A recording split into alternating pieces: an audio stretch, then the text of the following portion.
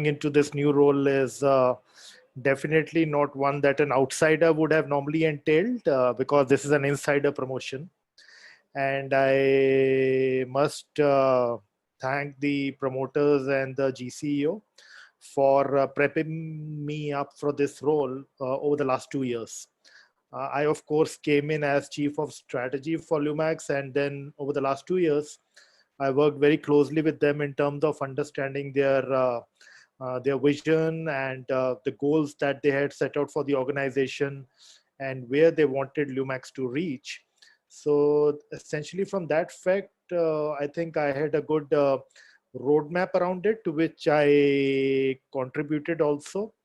And, and a preview of that you probably saw at Auto Expo, where we try to display that, okay, besides the flagship concern, which is Lumax Industries for the group, what is the Lumax Auto Technology future going to look like?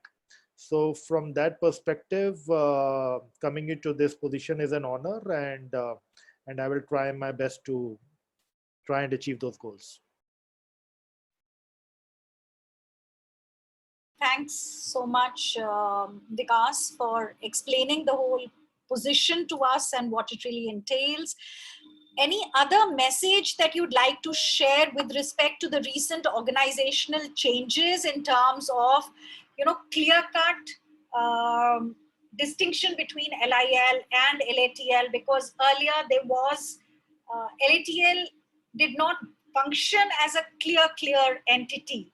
Although legal entity it was, but then getting all the subsidiaries and other businesses together under one umbrella. So if you'd like to share something about that. So you are right to an extent that Lumax Auto Technology is, let us say, an amalgamation of several businesses, which not only includes one part of it in the lighting vertical still, but of course, it has got a substantial aftermarket business that is housed here.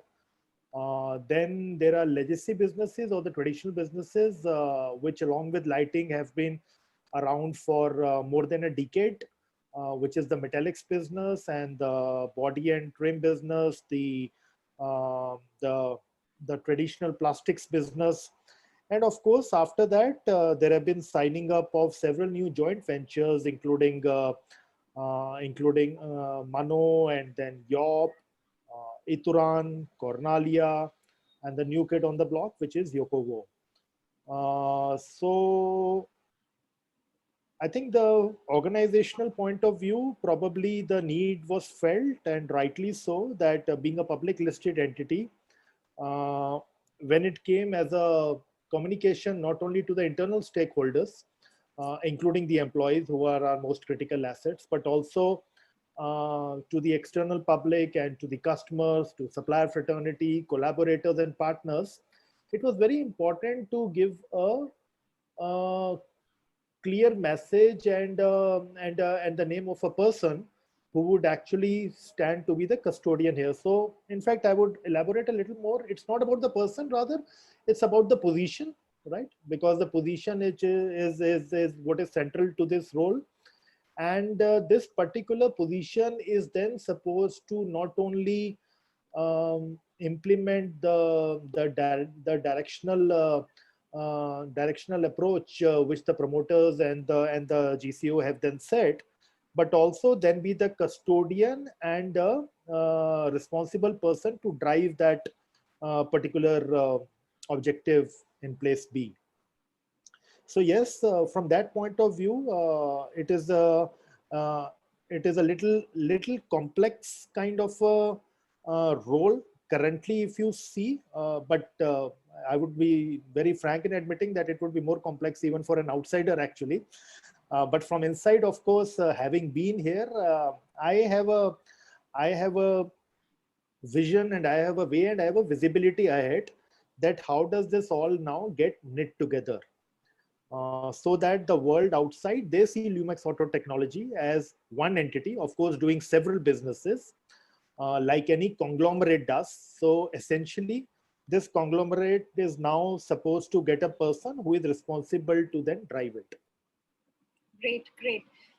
Thanks so much. You've actually answered a couple of my forthcoming questions that I was planning to ask. Mm. So while you say that you will give it a vision, way forward, and visibility for an outsider as also the insiders to get a view of one consolidated Lumax Auto Technologies as an entity, what do you feel are the strengths and weaknesses of this entity and the biggest challenge that you may face in making it this one common entity, having various businesses? Okay, so largely as Lumax has in its DNA a lot of Japanese learnings, right? So typically in the Japanese way, let us come to the weakness part of it first, rather than the strength, right? So when we say weakness, I would like to probably say that it is something which looks like a temporary issue to address right now. And of course, over the next 6 to 12 months, while we have already started taking concrete steps in this direction. So this entity needed a corporate structure, pretty much like Lumax Industries has, which has been painstakingly and very, very diligently built over the last 8 years, right? So to that extent, I think we hit the ground running with the learnings in place from the flagship concern that is LIL. Lumax Auto Technology will definitely within this year have a very well-defined corporate structure with a separate head of finance, separate head of purchase, a legal and a secretarial person, a marketing head for this entity, and the allied roles, which would then make the meetings and the decision making forums more meaningful, like parallel of LMC that right now runs in LIL. And LMC2 would be and is already operational, right? We have had our 7 or 8 meetings as we speak since this new organization structure kicked in, and we are still fine-tuning the agendas and what kind of decision making needs to happen here, and what are the takeaways, and how do we follow them through and or take them to the next level for the senior leadership to then further make a decision on these particular matters. So the critical part was lending that support. Secondly, see, we are all in the auto component business, and I think one of the main reasons why the promoters have decided that we will stay in the auto component business is for the fact that they definitely see a synergy amongst the various businesses, operating arms, and to that extent, we have to be collaborative. While financial and cost considerations are definitely one part of it, the other part of it is to give the message of one Lumax to the entire organization internally and to the world outside. So Lumax Auto Technology, before the recent restructuring as it was operating, while there were several businesses, these businesses had their independent domain heads with a very little interface even amongst themselves, right? Now that is something which needs to change, and we have already started working around it in terms of shared resources, shared facilities, and all kind of learnings from the other functions coming in. So by that logic, I think it will make a win-win case for the domains and the various businesses as well. Also, while we were on a sign-up spree on the various joint ventures and the international partnerships, probably now we feel that there has been a need that we need to consolidate it with a deeper thinking into the relevant portfolios, which is how you see very recently in September the emergence of the mechatronics domain. So where we now have a new domain head who has stepped into that particular position. Of course, he has come from outside. So the roadmap being built is for the future. Also, the dharma, as you call it, for the team is right now, approaching the V27 or the Vision 27 plan, right? And to approach that Vision 27 plan, it is extremely important that we not only have a defined team and a structure responsible for it to take it ahead, but also a very clear path in terms of who will do what and how. That now gets addressed by more than one person responsible for that, as in the previous times. To give you an example, if there was a domain that was being led by a domain head till March 2020, right? Like everything that had to go do with Vision 27 rested on that person and his group of 3, 4, 5, 6 key people, and then the organization below.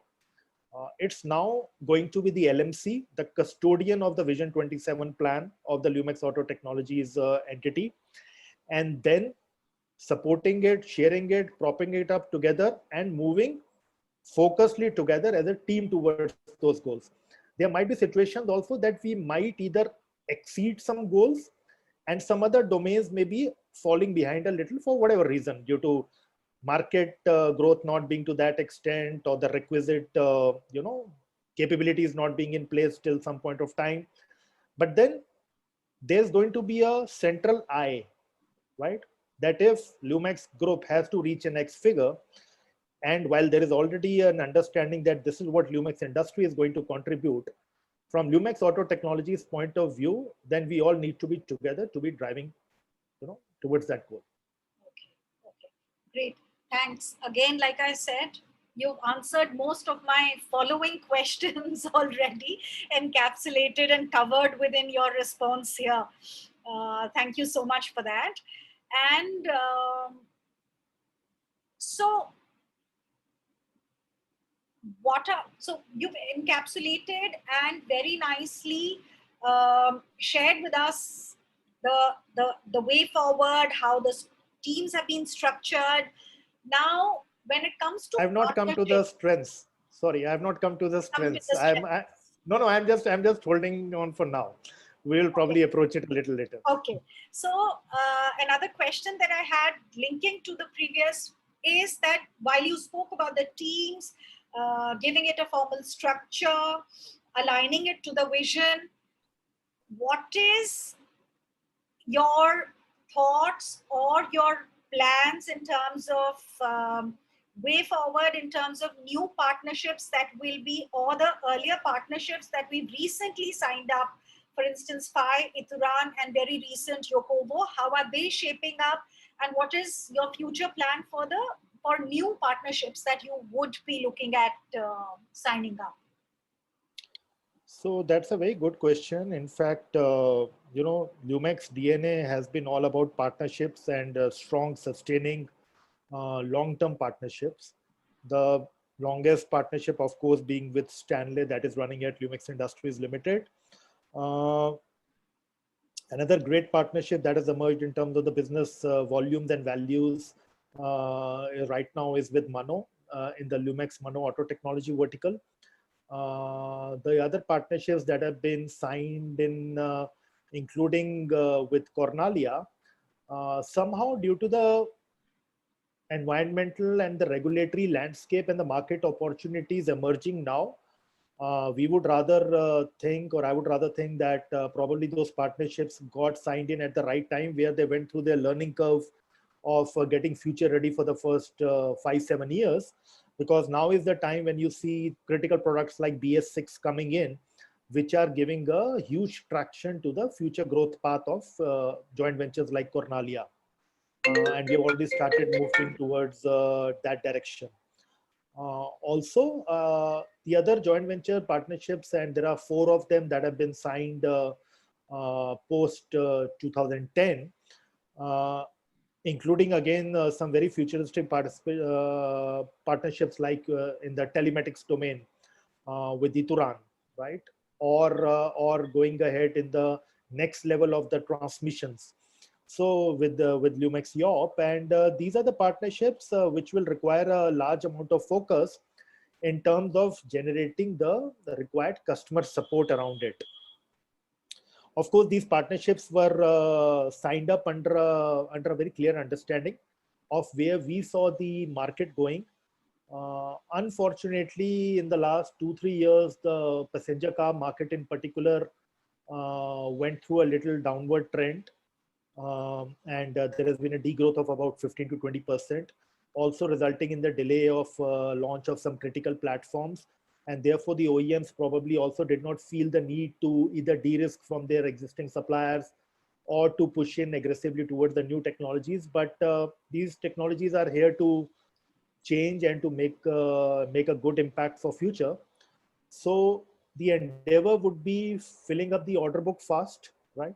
Participating in new programs, investing very strongly in the local R&D, localization endeavors, so that these partnerships, they become extremely attractive to the customers. Third, of course, prerequisite, which is putting up around again a great team around it. So actually, you will see that two of the new joint ventures, they had their technology heads also appointed during the pandemic, which is the current financial year. So we have started taking very meaningful steps towards maturing this agenda. And I'm quite confident that in terms of the Vision 27 targets that we discussed at the last strategy meet also, we will stay focused on that. The key question being working diligently on the DCBA, which is that sales funnel. And to that extent, the marketing organization is currently being strengthened for Lumax Auto Technology, as you will also come to know in a few days, that there will be the defined key account managers and the customer custodians who will be responsible for the biggest accounts, who are intended to give us our growth trajectory.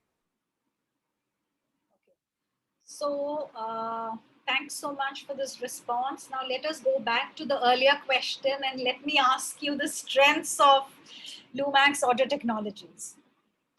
Okay, so I would say that in terms of the strengths, it's quite well known. We are an unfenced organization right now, and that is how we will always continue to be. We are not restricted as an entity with one particular business or with one particular partner. Uh, we have a we have our growth agenda in front of us, that within the auto component space, and within the auto component space, then in the defined business verticals where we have been traditionally and historically been operating, including our future targeted product verticals, we will be expanding to any extent with any partnership, getting any amount of business that we possibly can, doing whatever we should be doing within the territory of India right now to begin with, right? Also placing eye on the international market for exports wherever possible. So I think that is one big strength that we have, that we are not constrained to think or dream. So I think that is a strength also emerges from being slightly smaller and therefore probably more nimble-footed and flexible as of now, right? So that is one big strength. Second, I think as I begin putting my team together, so a new team, there are quite a few new people whom we are getting on board in senior leadership positions. So let us say new energy as well, right? Typically human, no paradigms to begin with, right? And a target dream there in front of us and everybody, the rewards of future to be shared as they look to us, right? Of building together a great organization as one Lumax again. Last but not the least, I think in terms of the structure, if you closely see, so it has not only been the creation of this new position, there's also been the creation of a position called GCEO, right? Wherein the CEO LIL, Mr. Sani, now moved into this position. So as a group CEO, then there is a central eye on the entire Lumax group, including on Lumax Auto Technology, that the basic operating principles and the basic business principles and the synergies in the group and the customer perception about us, the outsider perception about us remains same and uniformed, right? To be able to manage this better. So these are the strengths. If you see, try mapping them with a peer organization, probably we will have very few organization that would be falling in this kind of a sweet spot right now, right? And maturing a large number of JVs that have already been signed off, while it may look like a business challenge, to get to the Vision 27 actual numbers that we are targeting, but then look at the opportunity. These partnerships are already in place. All we need to do is to run faster, and to that extent, the team is quite energized and approaching this direction now. Great, great. Thank you so much. I just had a question when you said that you're all geared up and the teams are geared up to take care of or look at the domestic Indian market. What are your plans to look at markets outside of India, whether it is the Indian subcontinent or going beyond? Do you think that your JVs will pose a restriction in terms of conflict of interest for geographies, or would you have a similar kind of an unfenced opportunity to explore the export global markets? So as I myself mentioned, exports and international markets operation is something that is definitely going to be the part of our business plans. While in the short run, we will shore up our domestic presence first and get the new businesses and the new joint ventures to critical mass. In terms of the restrictions to operate in the international markets, I would say that no. For at least two other major JVs that we have in Lumax Auto Technologies, we have a very clear partner level understanding to be able to make products in India and take them outside. So that is something which is already there. Of course, the only way we can be probably restricted is by the nature of the product. If the products are like really voluminous, you can't be exporting, huge voluminous products like tanks and the plastic tanks or huge metal assemblies. They become not so export friendly in terms of the freight and the other risks and the cost viability that are involved. But yes, for the other products, we do have a plan, especially in the driveline and in the mechatronics domain that has now been formed to be able to take those products outside. In fact, as we speak, we are also right now currently in the process of finalizing for our emission domain also a good export order with an export potential into Europe. So these will be the new groundbreakers, but more about it a little later because we are still trying to give it shape. Great, great. So a parting message for the readers. Viewers. And viewers, yes. Yeah. All right. So I think it's more like an anthem, which is to do again with One Lumax, which is let's move forward as One Lumax, right? It's a very, very simple but a very strong, very powerful feeling, I would say.